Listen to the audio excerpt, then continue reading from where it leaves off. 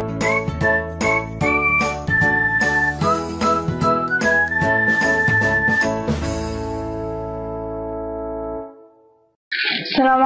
warahmatullahi wabarakatuh. Pada pertemuan 2 untuk mata kuliah data mining ini saya akan membahas pengantar data mining dulu. Jadi kita belum masuk ke intinya, jadi masih pengantar dulu. Nanti yang akan kita bahas yaitu mengapa kita pilih data mining, kemudian itu apa itu data mining, kemudian data apa saja yang ada di data mining, terus fungsi-fungsi data mining itu apa saja. Oke, yang pertama yang saya bahas yaitu jadi we are drawing in data but starving for knowledge. Jadi kita itu sebenarnya data itu sangat berlimpah, sangat banyak sekali, tetapi kita minim untuk mendapatkan pengetahuan dari data tersebut. Jadi selama ini manusia itu banyak memproduksi beragam data. Jumlah dan ukurannya semakin lama semakin besar. Di bidang apapun, baik bidang astronomi, bisnis, kedokteran, ekonomi, olahraga, cuaca, finansial, pendidikan, dan sebagainya. Hampir semuanya itu memproduksi berbagai macam data. Tetapi, jadi selama ini kita masih belum bisa optimal dalam memanfaatkan data tersebut. Jadi masih perlu banyak lagi penggalian data, kemudian penggalian informasi dari data tersebut sehingga kita dapat mengambil suatu keputusan-keputusan yang penting dan yang krusial terutama pada bidang-bidang tertentu. Nah, kemudian data, definisi dari data yang dimaksud itu adalah data adalah sekumpulan teks, angka, dan simbol yang bersumber dari fakta namun belum mempunyai arti. Contohnya, kita punya data kehadiran pegawai. Jadi misalkan untuk tanggal 2 saja, misalkan untuk tanggal 2 pegawai dengan NIP 1103 itu datangnya pukul 7.20, kemudian pulangnya itu pukul 15.40 dan seterusnya. Ini data. Jadi tambah kita tidak banyak tahu, maksudnya tidak bisa banyak memanfaatkan dari data yang seperti ini.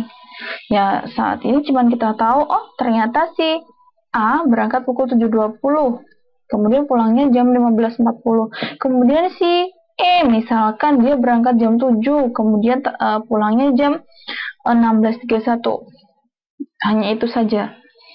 Sebenarnya ada banyak hal yang bisa kita ambil informasi dari data yang kita punya. Tapi kalau hanya berupa data seperti ini, tidak kita olah atau tidak kita amati dengan baik, ya kita taunya cuma si A pada tanggal ini datang pukul sekian, pulang pukul sekian. Nah, kemudian itu data tadi ya. Yang kedua adalah informasi. Informasi adalah hasil dari pengolahan data baik secara linguistik maupun matematis. Ini standar. Jadi informasi akumulasi kehadiran misalkan. Jadi dari data tadi direkap selama 1 bulan misalkan, ternyata si NIP 1103 dia masuk 22 kali, kemudian si NIP sekian, NIP 1180 misalkan dia masuk 10 kali, dia sakit 12 kali dalam 1 bulan dan seterusnya. Itu informasi, jadi ya tingkatannya lebih tinggi daripada data tadi. Kita dapatkan informasi. Kemudian yang selanjutnya adalah pengetahuan. Ketika seseorang mengingat suatu informasi dan dapat menarik suatu kesimpulan, dapat dikatakan orang tersebut telah memperoleh pengetahuan. Jadi, menganalisis data dan informasi yang diperoleh sehingga mendapatkan suatu pengetahuan. Nah, contohnya ini, pengetahuan. Jadi misalkan tadi kan ada di awal tadi ada data, ada informasi. Kemudian kita rekap lagi, kita olah lagi datanya, itu kita buat dalam satuan minggu misalkan, dalam satuan hari. Misalnya Selasa, Rabu, Kamis, Jumat. Kita buat variabel terlambat, pulang cepat, izin, alfa. Ini Ini tergantung kebutuhan kita ya. Jadi data itu tadi bisa kita buat untuk berbagai macam. Yang salah satunya ini untuk pengetahuan ini. Jadi untuk mengetahui bahwa sekian persen yang terlambat pulang cepat izin dari alfa. Ternyata setelah direkap, diolah, didapatkan Senin, Selasa, Rabu, Kamis, Jumat. Setelahnya ada 7 orang hari Senin yang terlambat. Di hari Jumat ada 5 orang. Pulang cepat pada hari Senin nggak ada. Hari Jumat 8 orang. Izinnya hari Senin 3 orang, hari Jumat 4 orang. Alfanya 1 orang untuk hari Senin, Jumatnya 3 orang. Itu rekapan misalkan selama 1 bulan kita olah datanya. Nah, berdasarkan ini kita analisis lagi kan. Berarti kita bisa membuat keputusan dari ini. Oh, ternyata hari Senin itu banyak yang telat. Dan hari Jumat itu banyak yang pulang cepat. Sehingga mungkin kita bisa membuat kebijakan baru. Jadi, kebijakan penataan jam kerja. Misalkan, untuk jam kerja hari Senin itu dimulai pukul 10. Misalkan karena Senin biasanya kan orang masih ada efek liburan, masih terasa efek liburannya. Kemudian untuk hari Jumat mungkin dibuat kebijakan hari Jumat berangkatnya masuknya tetap dimulai pukul 7 misalkan, tapi berakhirnya jam 14.00 karena orang-orang untuk hari Jumat biasanya sudah persiapan untuk weekend, jadi pengennya pulang cepat. Nah, untuk sisa jam hari kerja itu dikompensasi pada hari lain. Jadi untuk hari Senin sama Jumat itu sisa hari kerjanya dikumpulkan di hari Selasa sampai Kamis. Mungkin itu salah satu kebijakan yang bisa dilakukan dari berdasarkan analisis data, informasi, dan juga pengetahuan yang didapat dari data. Ini secara umum ya, datanya tidak diolah sedemikian rupa pada data mining, hanya contoh saja, contoh sederhana saja.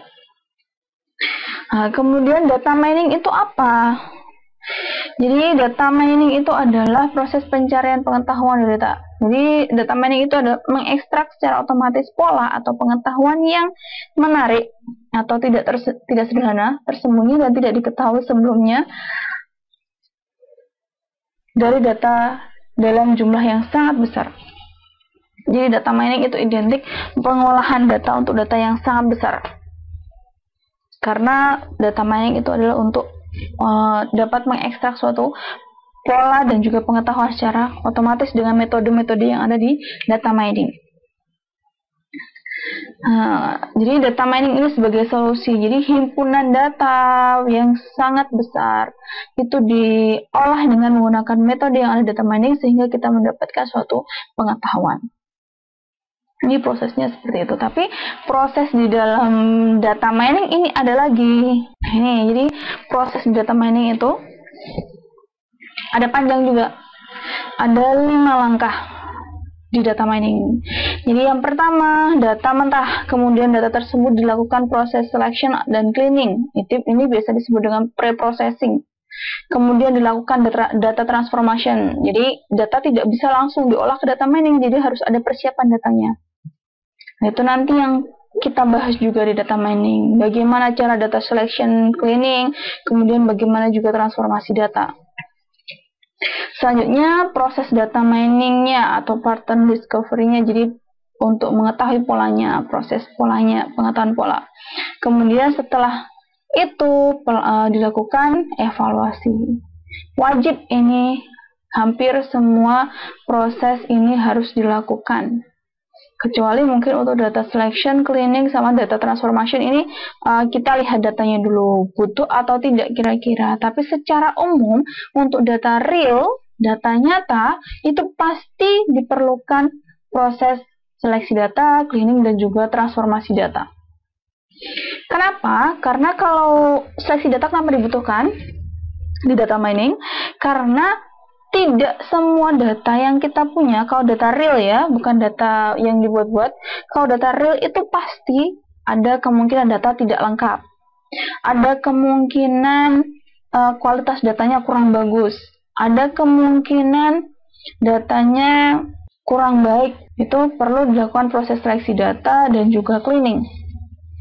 Kemudian data transformation. Jadi data transformation, data yang kita punya itu kan tidak selalu range datanya itu seragam. Jadi kita harus seragamkan dengan data transformation, sehingga nanti bisa lebih mudah, lebih ringan diolah dan lebih valid ketika kita olah di data mining. Selanjutnya, setelah proses data mining, kita lakukan evaluasi seberapa besar, seberapa bagus performa dari proses yang kita lakukan tadi. Ya, paham ya? Kemudian data mining itu yang perlu kita ketahui. Data mining itu adalah gabungan dari banyak ilmu. Algoritma masuk data mining, mesin pembelajaran atau machine learning masuk di data mining, sistem database masuk, statistik masuk, visualisasi masuk, matematika masuk juga di data mining. Jadi data mining ini adalah gabungan dari berbagai macam ilmu. Oke, selanjutnya untuk proses data mining, kita bahas pada pertemuan selanjutnya. Hari ini kita akan membahas tentang pengantar dulu. Nah, selanjutnya untuk dataset. Jadi dalam data mining kan pasti pakai yang namanya data. Kemudian himpunan data itu dinamakan dengan dataset. Nah, untuk dataset itu sendiri dia ada banyak komponennya. Yang pertama yaitu atribut atau fitur. Kemudian ada yang namanya kelas. Kemudian ada yang namanya record, objek, sampel atau tuple. Ada yang namanya data nominal sama data numerik. Nah, kemudian jadi gini. Suatu data itu yang dinamakan dengan atribut itu adalah komponen-komponen yang diambil dari data tersebut. Misalkan ini adalah data iris. Data iris itu mempunyai atribut untuk mengklasifikasikan. Jadi ini contoh data untuk menyebutkan bahwa dia namanya iris sentosa. Ini jenis datanya, maksudnya jenis irisnya. Iris sentosa, iris versicolor ataupun iris virginica. Untuk menentukan tersebut kita butuh atribut apa saja. Jadi kita butuh sepal length, sepal width, kemudian petal length, sama petal width. Nah, ini adalah ukuran dari sepal dan petalnya. Jadi contohnya ini misalkan. Ini adalah data gambar iris. Jadi yang namanya petal sama sepal itu yang ini.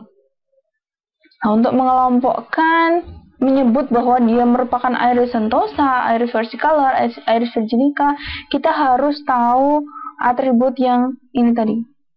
Jadi komponen-komponen penentu itu dinamakan dengan atribut atau fitur. Biasa disebut seperti itu. Kemudian ada yang namanya kelas atau label atau target biasanya dinamakan. Nah, itu adalah kelas atau jenis datanya tadi. Jadi kalau misalkan sepal lengthnya 5,1, sepal widthnya 3,5, petal lengthnya 1,4, petal widthnya adalah 0,2, misalkan dia termasuk dalam iris sentosa. Tapi kalau misalkan dia sepal lengthnya 7, sepal widthnya 32, petal lengthnya 47, petal widthnya 1,4, dia termasuk dalam iris versicolor. Kalau ini data ini misalkan ada misalkan 150 data. Tidak mungkin kita ngecek satu persatu. Data ini tadi ideal kalau misalkan datanya ini sepal lengthnya sekian, petal lengthnya sekian, kemudian sepal widthnya sekian, petal widthnya sekian, itu termasuk data apa ya gitu. Nggak mungkin kita melakukan hal tersebut secara manual, maka kita perlu data mining untuk mengolah data ini tadi. Kemudian untuk jenis-jenis datanya, paham ya untuk atribut sama kelas. Jadi atribut itu adalah komponen penentu suatu data, komponen datanya. Kemudian kelas itu adalah label data tersebut. Jadi kalau datanya gini, dia termasuk dalam apa, labelnya apa. Nah, kemudian yang depan ini adalah data ke 1, 2, 3, dan seterusnya. Kemudian setiap baris pada data itu dinamakan dengan record, object, sample, atau tuple. Itu biasanya disebut seperti itu. Kalau saya biasanya menyebut objek. Kemudian data itu ada dua macam, ada data numerik sama data nominal. Numerik itu kalau datanya angka, nominal itu kalau datanya tulisan. Kalau kita lihat sekilas seperti itu. Tidak seperti itu ya. Jadi untuk numerik itu, data numerik itu, nah ini saya bahas sekalian. Nah, jenis atribut atau data. Jadi, oh ya, maaf. Nah, sebenarnya kelas ini juga masuk ke dalam dinamakan, ada juga yang menyebutnya dia juga termasuk dalam atribut. Tapi atribut kelas. Jadi, atribut itu tadi saya jelaskan adalah komponen-komponen penentu suatu data. Atau atribut atau fitur. Untuk menentukan dia termasuk apa, itu kalau ada kelasnya. Kalau misalkan tidak ada, ya data kalau komponen tersebut nanti bisa diolah bagaimana gitu. Atau untuk atribut ini tergantung kebutuhan kita. Kita mau ngambil data apa, kita pengennya membuat apa, itu atributnya tidak pasti ya. Jadi jenis-jenis data itu ada dua untuk atribut. Jadi yang pertama itu data hasil pengukuran. Kemudian yang kedua adalah data counting. Untuk data pengukuran itu ada namanya rasio sama interval. Untuk data counting itu ada ordinal sama nominal. Jadi ini di datanya dalam bentuk numerical. Kemudian yang ini datanya dalam bentuk kategorikal. Artinya bisa berupa angka, bisa berupa huruf atau simbol atau apapun. Nah, ini penjelasan lebih jauhnya. Jadi tadi untuk numerical kan, numerical itu kan ada rasio sama interval. Jadi untuk rasio itu adalah data yang diperoleh dengan cara pengukuran di mana jarak dua titik pada skala sudah diketahui. Jadi mempunyai nilai 0 yang absolut. Misalkan contohnya adalah umur, berat badan, tinggi badan, jumlah uang, dan sebagainya. Kemudian untuk data interval itu data yang diperoleh dengan cara pengukuran juga, di mana jarak dua titik pada skala itu sudah diketahui. Tidak mempunyai titik 0 yang absolut. Jadi 0-nya itu tidak absolut. Itu interval. Kalau rasio itu ya angka biasa. Kemudian data yang kedua dinamakan dengan data kategorikal. Kategorikal. Jadi data kategorikal itu ada yang namanya ordinal sama nominal. Ordinal itu peringkat, kalau nominal itu label. Kalau ordinal itu adalah data yang diperoleh dengan cara kategorisasi atau klasifikasi.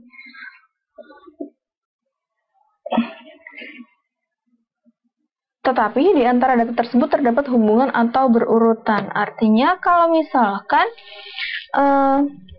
dia merupakan tingkat kepuasan atau tingkat apa seperti itu kan ada puas, sedang, tidak puas, dan seterusnya. Biasanya dia diberi nilai nanti 1, 2, 3, 4 atau 0, 1, 2, 3. Ya, itu dinamakan dengan ordinal.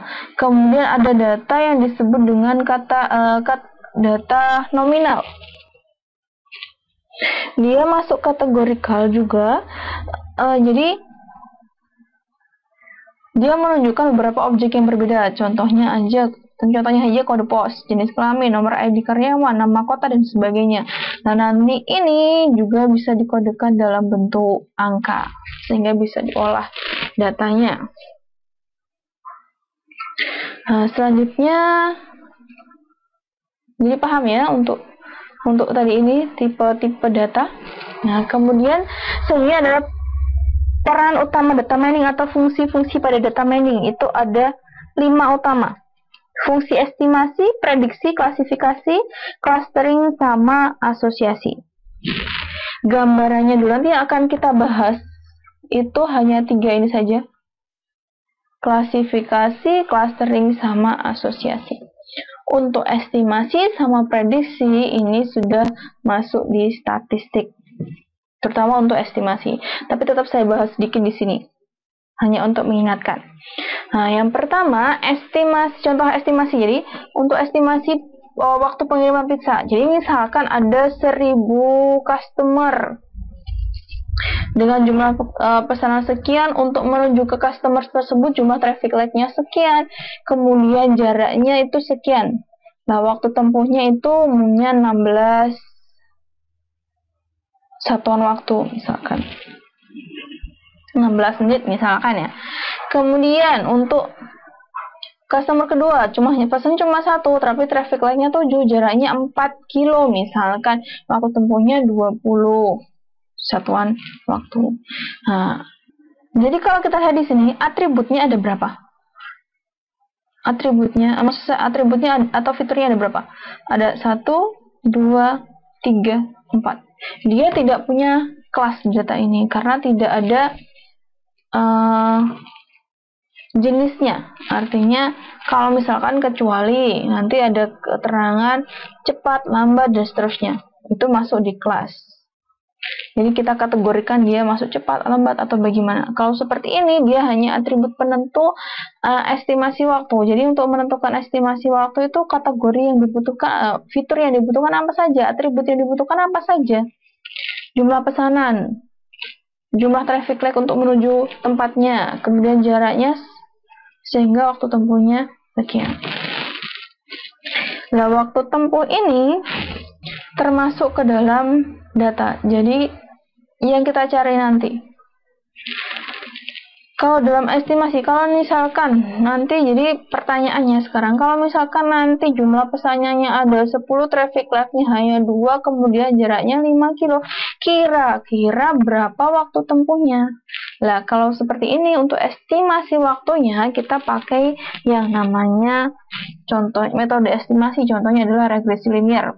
Di statistik sudah pernah dibahas. Nanti ternyata ketemu suatu fungsinya waktu tempuh itu dirumuskan dengan 0,48P, yang mana P-nya adalah jumlah pesanan, kemudian ditambah 0,23 TL, TL adalah banyak traffic light-nya, ditambah 0,5 J, J-nya adalah jarak. Tinggal ini dimasukkan ke setiap variabelnya. Ketemu nanti estimasi waktunya. Untuk regresi linear bagaimana? Dibuka lagi buku statistiknya ya. Nah, kemudian ini contoh estimasi performansi CPU. Sama. Kemudian misalkan prediksi, yang kedua, prediksi seharga saham misalkan. Jadi kita bisa memprediksi nilai sahamnya berapa berdasarkan ini. Atribut-atribut ini semua, sehingga nanti ketemu suatu fungsi juga, atau fungsi berupa diagram, nanti kira-kira naik atau turun atau bagaimana. Itu bisa menggunakan beberapa rumus atau metode di data mining, atau di statistik juga ada. Kemudian, nah ini nanti akan kita bahas fokusnya. Jadi klasifikasi, misalkan untuk klasifikasi kelulusan mahasiswa. Jadi data mahasiswanya itu ada data NIM, kemudian gender, nilai ujian, kemudian asal sekolah, kemudian IPS 1, artinya indeks prestasi semester 1, indeks prestasi semester 2, dan seterusnya. Kemudian dia lulus tepat waktu, iya atau tidak. Nah, kemudian data ini nanti kita olah. Jadi ada dua ini atributnya ini.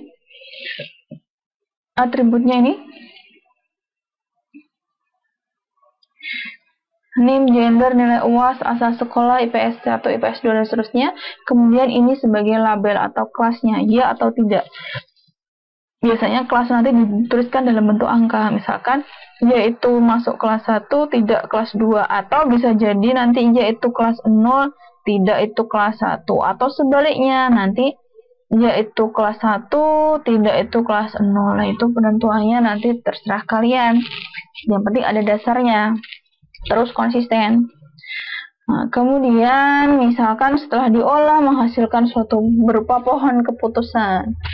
Jadi pohon keputusannya nanti kalau misalkan kesimpulannya itu pohon keputusan ini, jadi kalau misalkan status mahasiswanya dia bekerja, kemudian IPS semester 2-nya itu lebih dari 3,590, maka dia akan lulus, kemungkinan besar lulus tepat waktu. Kemudian kalau bekerja untuk IPS semester 2-nya itu nilainya IPS-nya nilainya kurang dari 3,590, berarti dia akan kemungkinan besar terlambat. Kemudian kalau mahasiswa di IPS 5-nya lebih daripada 2,35 dan IPS 4-nya lebih dari sekian dan kurang dari sekian, maka seperti ini hasilnya. Itu contohnya untuk klasifikasi. Nah, kemudian untuk ini rekomendasi main golf. Nah, misalkan clustering bunga iris. Jadi kalau tadi diklasifikasi datanya itu pakai label. Jadi pakai kelas. Nah, ini tadi. Ya tidak, ya tidak. Kalau untuk rekomendasi misalkan main golf atau tidak, ini juga termasuk klasifikasi. No sama yes itu juga termasuk kelas. Nah, kalau untuk clustering datanya itu tidak ada kelasnya. Jadi datanya itu misalkan ini data iris tadi kan ada 4 atributnya, atribut 1, 2, 3, 4, ya kan? Kemudian ini ID 1, ID 2, dan seterusnya, ini nama datanya. Tapi kelasnya atau labelnya tadi tidak diikutkan. Kemudian dia dilakukan proses clustering. Nah, proses clustering itu adalah proses pengelompokan. Nanti data yang kemiripannya dekat, dia akan mengelompok sendiri-sendiri. Nah, ini ada 3 kelompok. Nah, baru kalau untuk clustering nanti setiap kelompok ini dianalisis, dia termasuk apa ya, kesamaannya di apa ya, kok dia mengelompok menjadi satu. Biru ini, yang merah kenapa dia merah ini mengelompok jadi satu ya, kira-kira apa kesamaannya ya, dianalisis salah satunya seperti itu, nanti di clustering. Nah, kemudian yang selanjutnya yaitu adalah aturan asosiasi pembelian barang. Jadi asosiasi ini contohnya, jadi kalau misalkan di suatu minimarket, dia jual gula, kopi, aqua, popok, spray, dan seterusnya. Ini data penjualannya. 1 itu berarti terjual, berarti untuk pelanggan pertama dia beli gula, popok, kemudian apalagi sabun, sampo, dan sebagainya. Nah, dari semua ini, data transaksi ini semua, kita bisa nanti akan mengambil kesimpulan. Jadi kalau misalkan dia beli gula, ternyata oh dia juga pasti beli kopi. Kalau misalkan dia beli popok, berarti nanti kemungkinan besar dia beli sabun atau beli celana gitu. Itu namanya asosiasi. Jadi nanti akan muncul sebuah rule. Jadi kalau misalkan beli aqua, dia juga beli sabun, kok nilai confidence-nya sekian. Kemudian kalau dia beli aqua, dia juga beli kopi, nilai confidence-nya sekian. Nah, ini nanti fungsinya itu untuk asosiasi, ini nanti fungsinya adalah suatu pengambilan keputusan. Jadi misalkan adalah penempatan barang di penataan barang di minimarket, atau kemudian pengaturan stok barang di suatu rumah makan dan sebagainya. Nanti manfaatnya seperti itu. Nah, selanjutnya metode learning pada algoritma data mining itu ada dibagi menjadi 3 macam. Ada supervised learning. Supervised learning itu adalah pembelajaran yang diawasi. Kemudian unsupervised learning itu pembelajaran yang tidak diawasi. Maksudnya apa bu diawasi sama tidak diawasi? Kalau supervised learning ini umumnya itu adalah di dalam datanya itu ada labelnya, sudah ada labelnya, biasanya data klasifikasi. Kalau untuk unsupervised learning itu tidak ada labelnya untuk datanya biasanya. Kemudian kalau semi supervised learning ini adalah gabungan, ada yang ada data, ada labelnya, ada yang tidak ada labelnya. Fungsinya sendiri-sendiri nanti. Jarang sekali yang menggunakan semi supervised learning. Kebanyakan ya supervised learning atau unsupervised learning. Tapi mungkin saja bisa jadi untuk kelas ini nanti bisa menggunakan semi supervised learning. Nanti bagaimana kita bahas nanti lagi. Jadi gambarnya tadi seperti itu tadi. Kalau supervised learning di datanya itu dia ada labelnya, butuh label. Kalau unsupervised learning di datanya dia tidak butuh label. Seperti clustering tadi. Kalau di klasifikasi tadi kan ada labelnya. Kalau di clustering tidak ada labelnya. Seperti itu.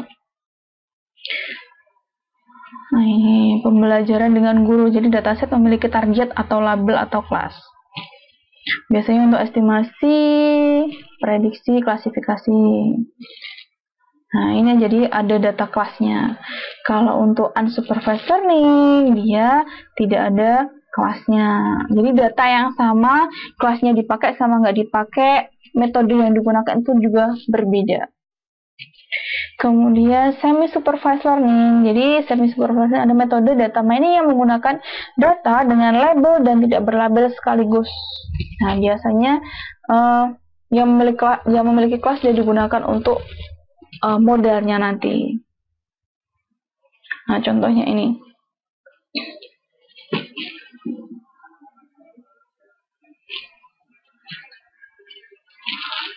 Kemudian tadi algoritma data mining ada contohnya untuk algoritma data mining. Untuk estimasi biasanya pakai linear regresi, kemudian neural network, support vector machine. Kemudian untuk prediksi ada pakai linear regression juga, neural network. Neural network itu ada macam-macam ya. Jadi neural network itu bahasanya biasanya jaringan saraf tiruan. Kemudian yang klasifikasi ada namanya metode Naive Bayes, kemudian Cannier Snake Bore, dan seterusnya, macam-macam, banyak sekali macamnya. Kemudian clustering biasanya pakai Kaminoid, SOM, kemudian fuzzy. Kemudian untuk asosiasi yang umum biasanya mahasiswa sering pakai a priori. Ada juga coefficient of correlation, chi-square dan sebagainya. Ini nanti yang kita bahas data mining itu tidak semua, jadi hanya beberapa. Mungkin di satu pembahasan untuk klasifikasi saya hanya bahas 2 metode saja, sisanya kalian belajar sendiri, bisa tanya-tanya ke saya. Kemudian nanti output atau pola yang didapat, model yang didapat itu bisa berupa fungsi, bisa berupa pohon keputusan, bisa berupa tingkat korelasi, bisa berupa rule, bisa berupa cluster. Kemudian untuk datasetnya biasanya untuk data mining itu banyak sekali sebenarnya database yang bisa kita ambil, yang dia open source, jadi dia tidak berbayar untuk datanya. Umumnya kalau saya sering itu pakai di UCI Machine Learning, ini webnya. Kemudian ada juga pakai Kaggle yang paling sering saya pakai. Jadi UCI Machine Learning sama Kaggle, datanya macam-macam jenisnya. Ada data untuk klasifikasi, ada data untuk regresi, ada data untuk clustering dan sebagainya. Ya, paham? Nah, kalau sudah paham, semoga apa yang dipelajari hari ini itu bisa dipahami semua. Jika ada pertanyaan atau ada masih bingung, itu bisa tanya ke saya langsung, bisa via WA boleh, via email boleh, atau komentar di sini juga boleh. Ya, jangan lupa tetap semangat dan terus belajar supaya kita bisa terus mendapatkan banyak ilmu, karena ilmu itu kita tidak pernah tahu kapan nanti kita membutuhkannya. Yang penting kita belajar dulu, nanti kapan kita pakainya ya itu urusan nantilah. Penting kita belajar dulu, ya. Jangan lupa subscribe kalau misalkan video ini bermanfaat, dan juga jangan lupa bunyikan lonceng notifikasi supaya kita bisa selalu update video dari saya. Jangan lupa untuk tugas kelas ini bisa dilihat di akhir sesi video ini ya. Sekian dari saya. Wassalamualaikum warahmatullahi wabarakatuh.